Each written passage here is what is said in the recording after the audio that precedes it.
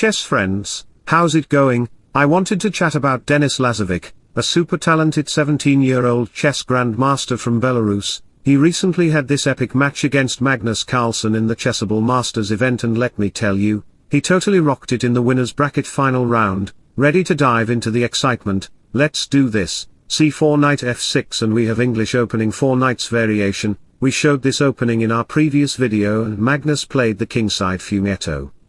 Find the voice inside of you that wants to see you win. Here you can't play a normal move because knight g5 can target it with f4, and if you play f5, looking for great Alexander center, he will declare a war against Alexander. Bishop e6, but knight g5 will attack at your bishop and knight with 3 pieces. Knight d4 takes, knight takes, bishop takes, preparing for the discover check, and you should capture the bishop. You will lose a piece. That's the best move, but if you dare to save your queen, then after take slides takes, it will be the 4 minor pieces versus 1 single queen, which is completely losing for black. So back to the position, we have h6, knight takes d5, queen captured, bishop here, rook to d8. Carlsen's idea is to play knight g5, opening up the bishop line to play knight e4, pressuring to the bishop. So after queen d6, a3, a5, bishop, back to b6, bishop e3, you may think of capturing the bishop, doubling up the e-pawns, but that's not a bad setup. Knight can reroute himself to look for a better square, and the f-file will be open. So in this case, Denis played bishop e6, but a4 was best because now the queen gets the a4 square, freely to use. You want to make rook batteries.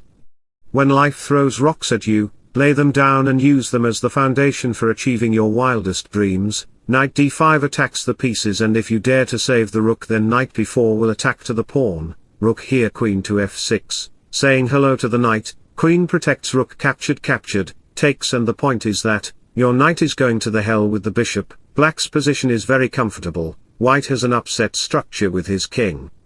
You can always face a tough day with a good attitude. Here Magnus yelled like a brave lion. He sacrificed the rook, because after takes, he created an outside passed pawn, which is his only dream, to promote a new queen somehow. c5, knight backs, knight b4, knight c4, and he sacrificed his d-pawn. The idea is to involve the bishop and queen in the first rank to push his pawn all the way. Knight d5 attacks to the knight, b3, queen to f3. White's position gets in a very critical situation. And Denis played an amazing move, which is just wondering like his little cute eyes. Knight c1, he want to involve his rook in the first rank. If you dare to save the queen, let me show you the variation. Rook d1 will come to target the bishop, king takes rook, and queen h1 will lead into a checkmate. And the point is that, even your L-shaped knight can't protect you from your sins. Knight e2 will kill your king by the law of karma. So back to the position, we have knight takes e5, queen e4, attacks this and this, and queen b2 still not possible because of rook d1, the same tactic. How can white protect himself from checkmate? f3, but queen check, queen blocks, and you will lose your knight. Ha ha ha ha ha ha. So back to the position, Magnus played queen a4, he lose his queen at the cost of pawn pushing to a7. Couple of moves later, we have knight takes b3, you shouldn't capture the knight because of rook takes pawn. Rook versus bishop for the endgame is losing for white, so white moved up his bishop on c4, knight d2 and bishop d5 was the best move to consider, pressuring at your rook. Best move is to capture the pawn. Bishop takes, check, slides takes, and that's it. White should have gone for this endgame. However, in this position, black might think of playing rook c8, which is just a dubious move, because it creates some problems in the kingside. Queen e6, bishop to b7, rook a8, take, queen b6, queen b8 is coming, and how can black survive the game? Technically speaking, this is a drawable position because black have give perpetual checks to the white king and make the game draw, but that wasn't happen in our game. Magnus captured the pawn. It's a mistake move because now bishop d5 can't possible. Rook takes pawn will come and you will lose your bishop at d5 square. That's the difference between bishop takes f7 and bishop d5, king g2 c4, and after a couple of moves later, black captured the pawn successfully. All the problems has gone for Denis.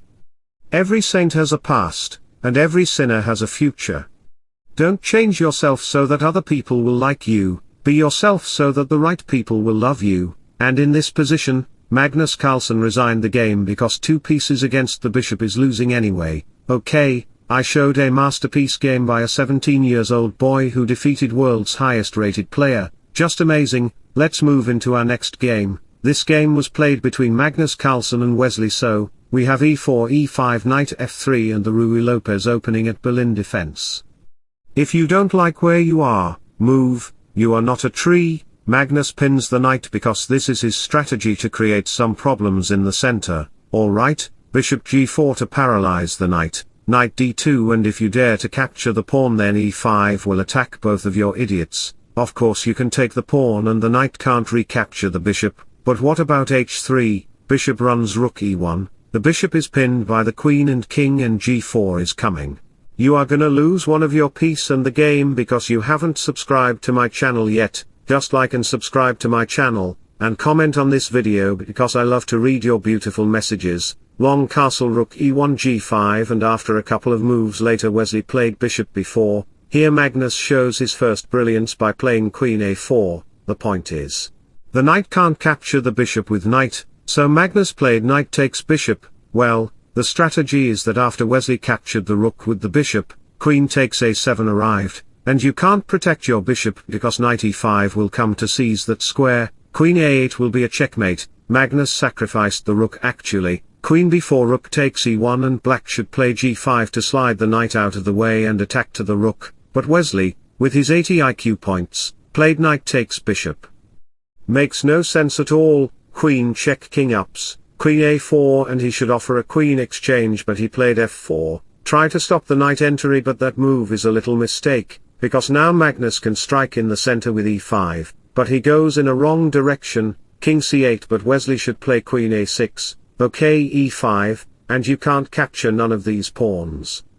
Anyone can dream, but it takes discipline to turn those dreams into reality. King b8 takes f7 and rook f8 is the best move to consider but he played queen f6, which is a mistake. Now the knight comes on f5, threatening d7 check and fork. Rook takes d7 then rook to e8 take and white will make his another queen on e8, okay, we have rook f8, rook e3 rook, captured rook a3, c6 queen a7 check king here rook b3, rook h8 rook to f3, attacking to the pieces, and we have queen takes rook to f8 check and that's it. Wesley So resigned the game because he had no choice. After the king moves queen takes rook. The king have $1 million of problems so queen takes. White is completely winning the game, because he is up a rook. That was too recent game of Magnus Carlsen which I showed to you, just wonderful when he lost against a 17-year-old boy. Wish you all the best, thanks for watching, subscribe for more, bye bye, take care, see you soon.